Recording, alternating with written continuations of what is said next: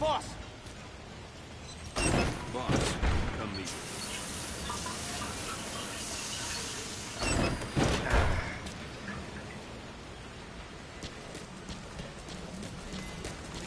You came. This base belongs to you now. Make diamond dogs the force it deserves. Boss! Like any... Go for them, not me. That's enough.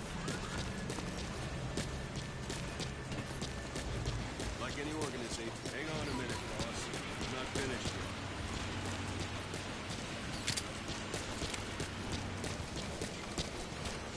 Like any organization, we need good people. And we need to make good use of their talents. Miller asked me to lay that out with you. Boss!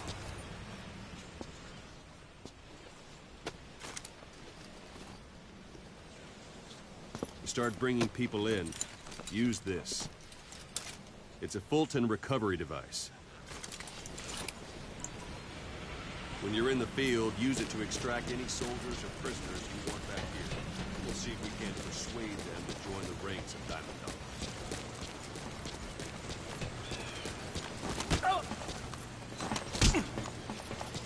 Thank you.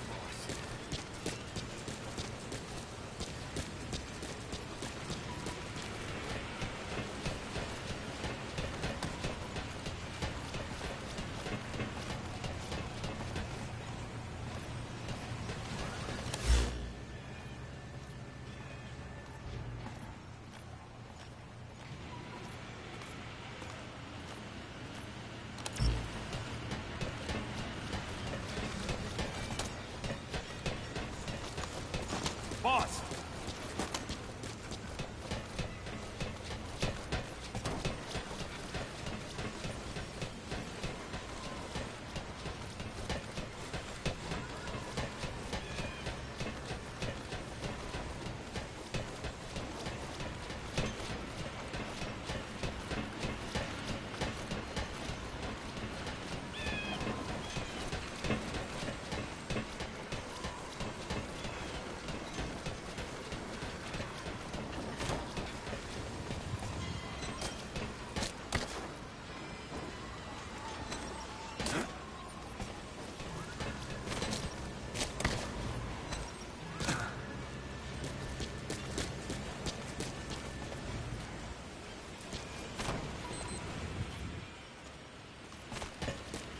Boss!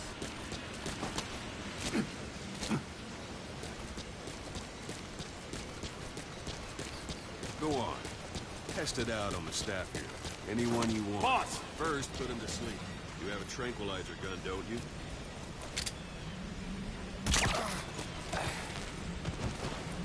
Out like a light.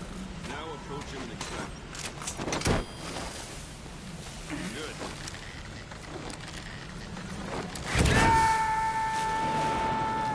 Extraction complete. You can only Fulton recover someone if they're not resisting. No dead bodies either. They don't make great recruits. The staff member you just extracted will be assigned to the team best suited to his abilities. See for yourself. Open your iDroid. Select staff management from the Mother Base menu. So that staff member was placed on the R&D team. The R&D team is in charge of developing all kinds of weapons and items that'll support you on missions. Take a look at the development list. Select weapons items under the development heading.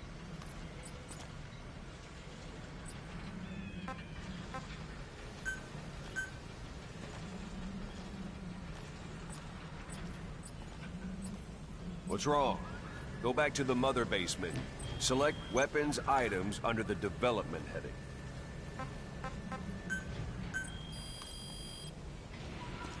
That's the R&D team's development list. See the item called cardboard box? Didn't seem much use to me, but Miller was adamant that you'd want it on the list. The last word in infiltration technology, or so he said. In any case, we don't have the manpower to develop it just yet. We need more staff on the team. Go extract a few more people. Boss, put the iDroid away for a moment.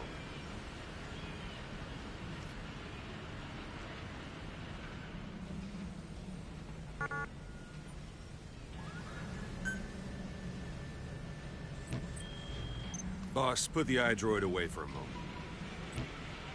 You can also Fulton extract individuals you've knocked out. Why don't you try knocking someone out with CQC next? Show them how it's done, boss. Try throwing them. It's the best way to knock someone out instantly.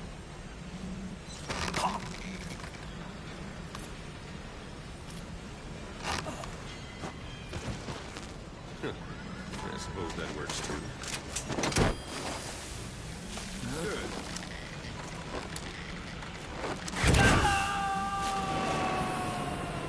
Extraction complete. One thing I should mention. The Fulton extraction won't always be successful. If the person is injured, the shock of it could kill them. And if the weather's unfavorable, well, it could end up going missing. You can determine the chance of success by approaching the person you want to extract. If you want to be sure you can get them out, best carry them to the chopper instead. All right, extract the next staff member.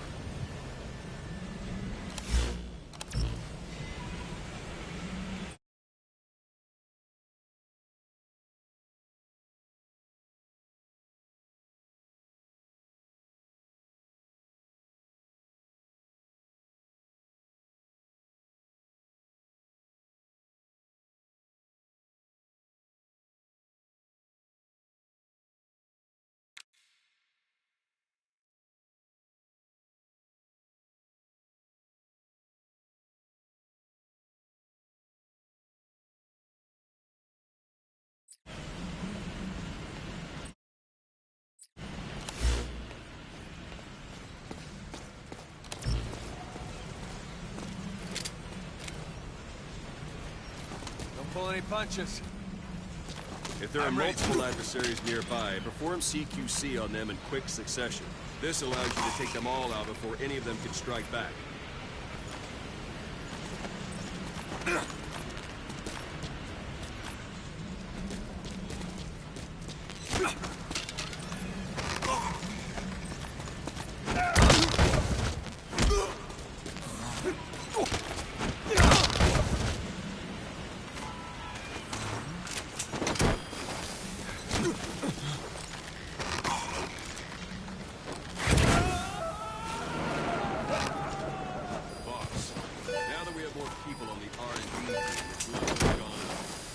Be able to develop the cardboard box now. Open your iDroid.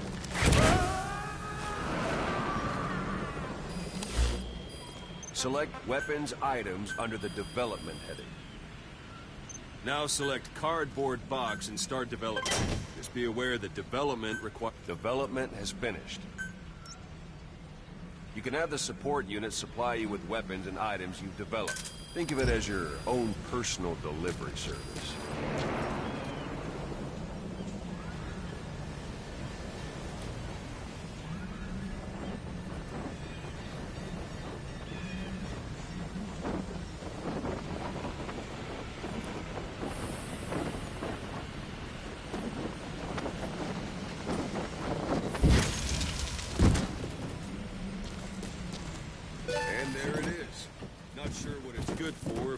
Said you'd know what to do. Try it out. One last thing. The staff members you extracted were all placed on the R&D team, but that was Miller's decision. If you think they belong somewhere else, you're free to move them around. Well, that about does it. You won't make any GMP or find recruits hanging around here. Board the chopper when you're ready for a mission. Open your iDroid and select a landing zone to tell it where to pick you up. Or if you're still in the mood for knocking guys on their asses, you can stay around here a while. Give them in some practice. Just come pay me a visit.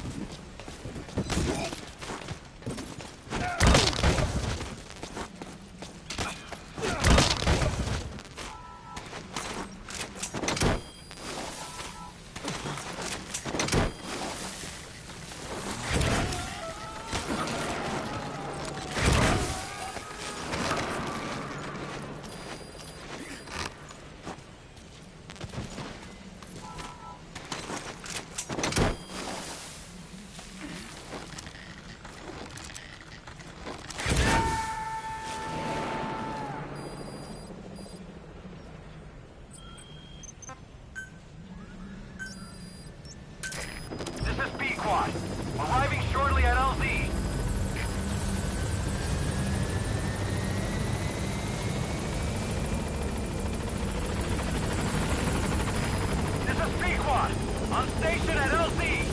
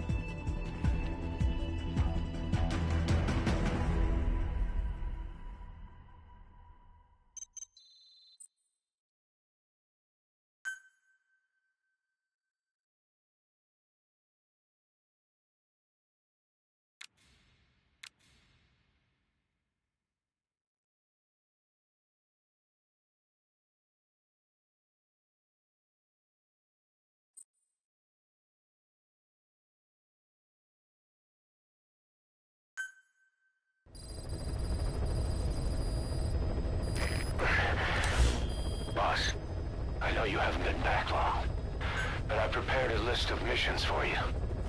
Open your iDroid. Hospitalized in Dekelia, a British sovereign base area on Cyprus. It's part of British overseas territory that falls outside of Cypriot jurisdiction. You got moved from Cuba's Little America right into Cyprus's Little Britain. Why Dekelia? The UK and the US remain close allies. The last place Cypher would think to look for you is inside their own system. That's what kept you safe in British military hospital for 9 years. The safest place from a whale is inside its own belly. You were a regular Geppetto.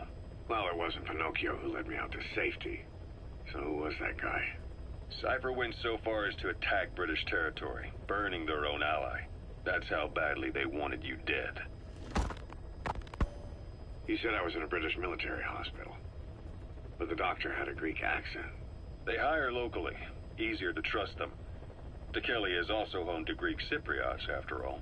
What about the Turks? They haven't returned to the south. Not yet. The Cyprus dispute is still a long way from resolved.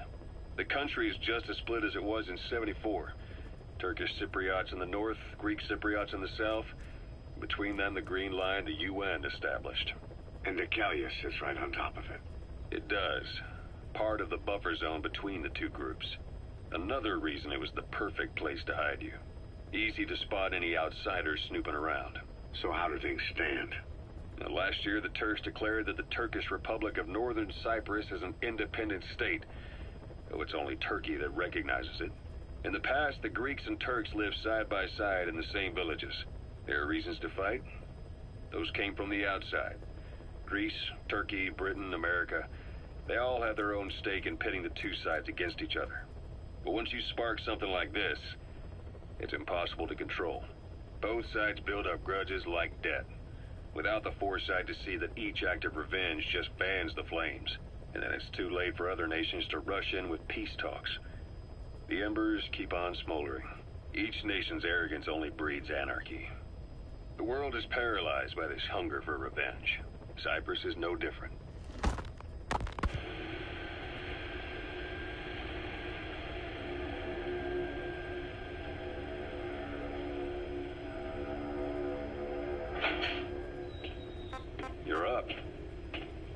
changing ships? We can't go sailing the Suez in a whaler. The Suez Canal. When did they reopen it? Not long after you were attacked. Once they finished sweeping it for mines after the Arab-Israeli conflict. Can you stand? We're going to transfer to a container ship for passage through the Suez. Our destination is Pakistan, Afghanistan's neighbor to the south. There, we disembark and head via Peshawar to the Zero Line, the border. We'll travel to the Khyber Pass by road. And then? We continue on horseback. Afghanistan's main roads are under Soviet control. We'll need to go around them. It'll be all narrow, winding paths through the mountains. We'll do better on horseback. It's a local guerrilla tactic. They use the higher ridges to avoid air recons. Then they charge down the mountains for ambushes. The Soviets still haven't devised a counter-strategy. Our time frame is only half as much as we really need. It'll be a tough march. Better horses than boats. Well, it'll make for good physiotherapy. Take the time to get used to that new arm. While the Soviets have indicated they are not participating in the Los Angeles Olympics, primarily because the United States has made no attempt to guarantee the safety of the Soviet Union's athletes, the United States is increasingly demonstrating the belief that the issue has nothing to do with its preparations, and in fact this is retaliation for the Western nations' boycott of the previous Moscow Olympics. That concludes today's news. That's quite some news. The Soviet Union not attending the LA Olympics? Yeah. Andropov's death has changed some things. They're calling it revenge for the Western boycott of the Moscow Olympics. Countries boycotted the Moscow Olympics. Yes. In protest of the Soviet Union's invasion of Afghanistan. Over 50 countries were absent. It's too bad I didn't get to see Yamashita's judo. When the 40th Army crossed the Amu River 4 years ago, détente went right out the window. The U.S. Congress chose not to ratify SALT II, and Reagan's hardline politics won him the presidency in a landslide. According to him, the Soviet Union's an evil empire. The Second Cold War. And there's been no end to regional conflicts and civil wars. Lebanon, the Falklands, Grenada, Iran, Iraq. The story never changes. Egypt and Israel did sign a peace treaty. But then the driving force on the Egyptian side, President Sadat, was assassinated afterward. Apparently his actions were considered a betrayal of his fellow Arabs. Islamic extremists? Yes. Fundamentalist extremists have been responsible for some bold acts of terrorism in recent years. We've had extremist students in Iran take U.S. embassy workers hostage, and suicide bombings in Lebanon. Over 300 foreign soldiers stationed there have been killed. The countries have yet to develop an effective means of dealing with terrorism. Afraid of losing their own men, they've pulled their forces out, handing private forces a golden opportunity. Private forces? Small armies with no national affiliation, working for the highest bidder. That's right, they got the idea from you. After Mother Base went down, they began spreading to meet the soaring demand. Miller's organization is just one of many PFs now. The entire world is after you. But at the same time, it needs you too. Miller told me about what happened in the Caribbean 9 years ago. You do remember Miller. You'd formed a private army with him. An army with no allegiance to a nation. I remember, but... I see. You're not sure what's fact and what's a fantasy caused by the coma. It's still all a mess, huh? All I can do is tell you the facts as they were told to me. I've gone easy on you up until now, but this is where the hard stuff begins. 1974, the year before you entered your coma. You were in Colombia, operating with a small unit of men, basically mercenaries. Miller was among them. Miller was trying to find a way to turn his and your talents into a line of work. He was looking to start a business where you would fight on behalf of others around the world, those who needed military force. But the reality was, at that time, you didn't have enough gear to equip your own men. Then Miller came across this client. It was a huge job he was offering, but you had a shot at pulling it off. You accepted it and headed into Costa Rica. The client even threw in an offshore facility in the Caribbean. The Mother Base, that would be your new base of operations. Miller sure did have a head for business. As your mission went on, your unit grew and grew. More weapons, more money. Before you knew it, you were commanding 300 men. As the organization got bigger, your military powers swelled to match. It got so the international community couldn't afford to ignore you. You were just too damn successful for your own good. You, your men, had worn out your welcome. Everyone was out for you. East, West, First World, Third. It was only a matter of time before someone took you down. And that was XOF. Officially, they're an anti-terror unit under the CIA. In reality, they're Cypher's private strike force. They lured you to Cuba using Chico, the Nicaraguan revolutionary kid, and Paz, a mole who worked for Cypher as bait. While you were gone, XOF, posing as a nuclear inspection team, stormed Mother Base. At the same time, C4 they placed on the strut legs went off. The whole thing went down in minutes. XOF. Kisses and hugs followed by a big FU. All because of Miller's blind spot. A back door into Mother Base no one suspected. You remember a certain scientist.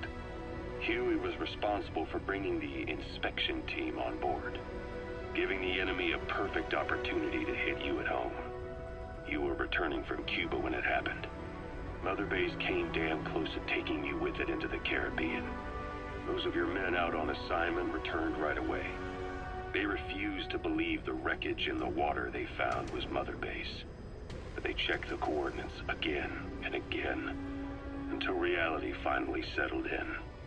You were supposed to die that day. That was XOF's primary objective. As far as most folks know, you did. The first doctor to see you wasn't even sure what he was looking at. Before they'd even finished operating, your men moved you to that hospital in Cyprus. It was a woman named Eva who arranged that. Rings a bell, huh? Most men in your condition would have been written off right from the start. But you survived. You went straight down to hell, and they pulled you out. Your eye wide open. Full of venom. The days of Naked Snake are long gone. Welcome back, Venom Snake. This world still needs you. Here, Snake, try this on. A prosthetic arm. Yeah, Miller was calling it the arm that wasn't there. The physiotherapy's going well. Your arm's bulked up enough for it to fit. There. Perfect.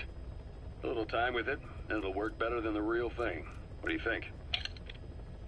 Huh. I can still feel my real arm.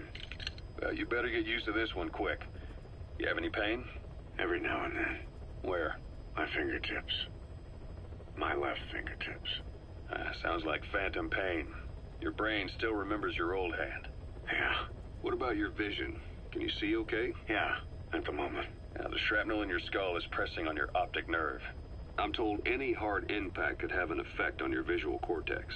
Yeah. The doctor mentioned that. Your brain might process visual information incorrectly. In other words, you could have hallucinations. You might see things that aren't there, or not see things as they really are.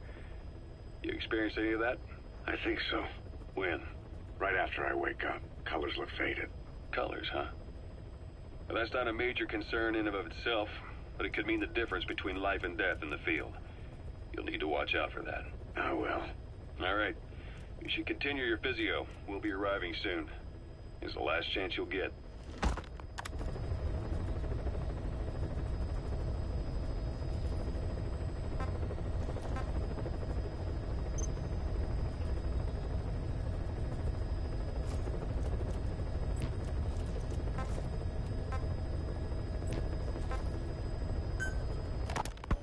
Ocelot.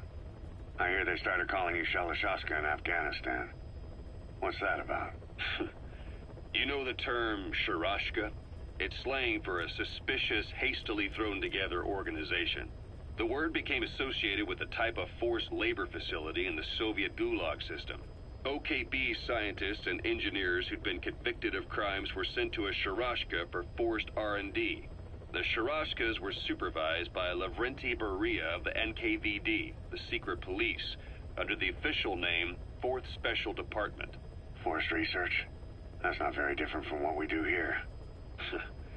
Diamond Dogs is different. Everyone here believes in you. Regardless of where they came from or why they're here, they revere you. And they're fighting because it was their choice. And if it wasn't, they'd leave? Who knows? That's our reality here, whether it's real or not. If there's another truth, I don't want to know it. All that matters is that's the concept that's taken shape in their heads. The traces of a group ideology, our superstructure, to put it in Marxist terms. All right. Go on. Right. So anyway, at some point the enemy started calling me Sharashka. This was after the war in Afghanistan broke out. While I was keeping an eye on you in that hospital, I was also heading up interrogations here. The men I broke gave up their comrades and families, everything they wanted to protect them most. No real cause for it. I just let myself get caught up in the old Russian pride. And suddenly I received the honor of becoming Special Interrogation Advisor to the forced labor camps.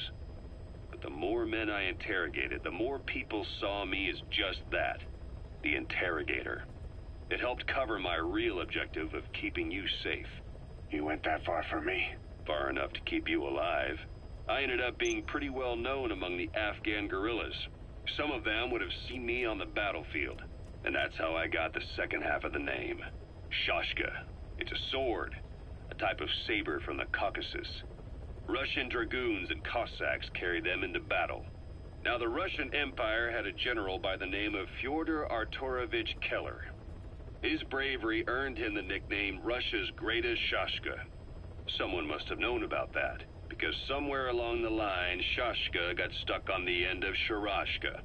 The guerrillas were using the name amongst themselves, and by the time I got to hearing about it, pronunciation had wound up as Shalashashka. So, half gulag, half hero sword. Is a perfect fit. But you see how rumors and ideas about people can get out of hand fast.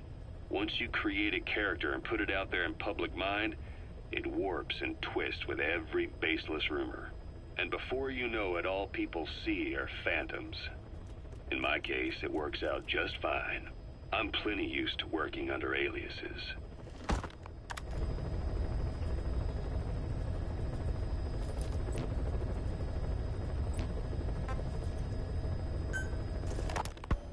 So SALT II still hasn't gone into effect. That treaty was drawn up to limit not just the size of the U.S. and Soviet Union's nuclear arsenals, but also their delivery systems. The whole deal. Just when we thought all those years of negotiations had paid off, somebody decides to invade Afghanistan. The timing couldn't have been worse. The president was in the middle of the SALT II talks back then. You mean while you were busy trying to stop Peace Walker? I heard. President Ford was meeting with the General Secretary in Vladivostok. In his absence, the political brass in America detected what they didn't realize was false nuclear launch data from Peace Walker, and were on the verge of ordering a retaliatory nuclear strike. Coleman's big idea? Humans are incapable of destroying themselves. Turns out he never knew what humans are capable of. If that AI, the boss, hadn't found a way to stop the fake data transmission, they probably would have gone ahead with the launch. Deterrence was revealed as the pipe dream it was. All thanks to you. And her. The U.S.-Soviet talks looked set to fall through. What happened in Nicaragua no doubt helped trigger a change of heart. But in the end... The time's to find the politics. When you've grabbed their tail, they turn and bite your hand. I first met you 20 years ago now. The place was Selenouyarsk in the Soviet Union. We were enemies. I was with the GRU. You were still fighting for America. 1964. Operation Snake Eater. Its objective? The assassination of the legendary soldier known as the Boss. When you returned home successful, they awarded you the title Big Boss. Your CO, Zero, sought to carry on the boss's will by covertly establishing his own organization. You knew the original members from Operation Snake Eater. From America, there was David O., or as he was to you, Major Zero. Donald Anderson, a.k.a. Sigint. Dr. Clark, who went by paramedic during the operation. And the fourth, you. From China, there was Eva. And me, Ocelot, from the Soviet Union. 6 in total. To us, government notions of friend and foe were meaningless. As were East and West, we joined forces by our will alone. Our objective was to fulfill the boss's dying wish, to make the world one. And to do it, Zero used the Philosopher's Legacy, the secret war fund you obtained during Operation Snake Eater. This organization would go on to become Cypher. I, on the other hand, was left with the problem. You only recovered half of the legacy. I had to locate the other half myself. When I found the funds, I passed them on to Zero, just as you wanted. I still trusted him in those days. We thought what he was doing was the boss's will, until he started that one project. Les enfants terribles, Zero called it. You parted ways, as did Eva, leaving only Anderson and Clark still with him. I maintained limited contact, although truth be told, we were just keeping tabs on one another. The reason was always you. After you returned to the Army and created Foxhound, you left America. For a time, even I'd lost track of you. I'd imagine Zero did too. You always were the best when it came to hide and seek. Zero created Cypher, an information network to tap into every corner of the globe.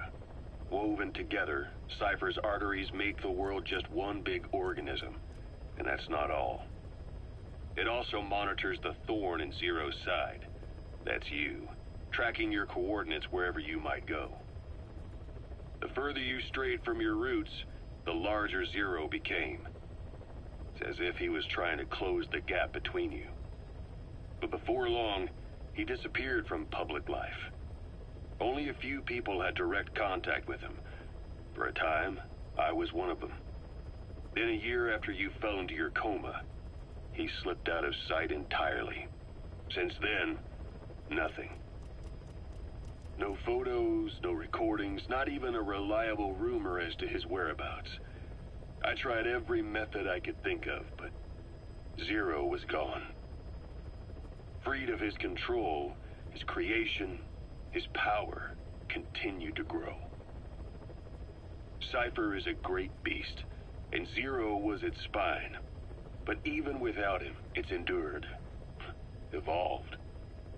But now its body is rotting, riddled with parasites. Parasites like the ones who attacked you 9 years ago in the Caribbean, and then at the hospital. Cypher's Black Ops Unit, XOF. They learned where you were, and came to wipe the slate clean.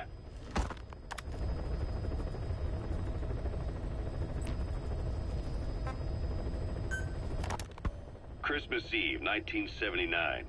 The Soviet Union rolled into Afghanistan. Muslims had revolted against the Soviet-friendly regime established the year before. The DRA forces could no longer contain it themselves, so the Soviets went in to intervene. The Afghan government was powerless and fraught with infighting. They lost the hearts and minds of the people, and that alarmed the Soviet leadership. With the Islamic Revolution happening in Iran, the Soviets felt they had to act fast or risk the spread of Islamic revivalism. A superpower, sending a motorized rifle division against men on horseback with antique rifles. Everyone thought it'd be over in an instant, only it wasn't. Some Muslims made their fight a jihad, a holy war, and began a guerrilla campaign on all fronts. A war of attrition. These fighters call themselves Mujahideen. They're being supported by the West through Pakistan. That's why Miller was involved. He was training them near the Zero Line, sponsored by the CIA. The war has become a nightmare for the Soviet troops stationed here. They thought they'd be headed home in 6 months at the most. Then a year passed. 2 years. Now here we are 4 years on with no exit in sight. Afghanistan has become the Soviet Union's Vietnam. The Soviet troops on the ground want to go home, but at least they have homes to go back to. The Afghans have lost theirs. The Soviets destroy the kishlaks, villages, wherever they can. They burn down homes and fields, fill in wells, turn pastures into minefields. It's created a mass of refugees who fled to Pakistan. If the Mujahideen are fish swimming around the villages, the Soviets will go so far as to dry out their ocean. But this has had a big price. There's bitter resentment among the Afghans, and they're taking out their anger on the soldiers on the front lines. Among the Mujahideen are the Pashtun people. They're fiercely devoted to their code of Badal, or revenge. Soviets they've captured have had their hands, feet, and noses cut off before being left to die at the side of the road, just to show their comrades what they're capable of. Friendlies who come across them can do nothing but put them out of their misery. Then they burn down another village in retaliation. And the cycle of vengeance goes on.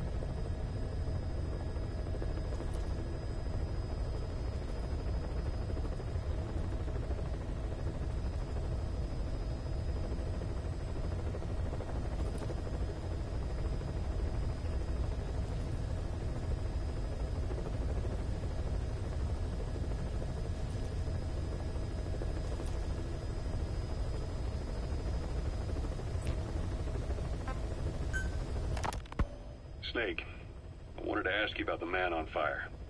What do you remember from the hospital? Anything we can use? Well, he took off the moment the sprinklers started up. Sprinklers? The fire system?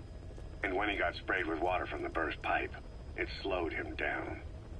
When we escaped on horseback, he wouldn't cross the river either. And then it started to rain. And he disappeared. Water against fire. Is it that simple? I mean, it makes sense. It's just hard to believe it would work on a guy like that.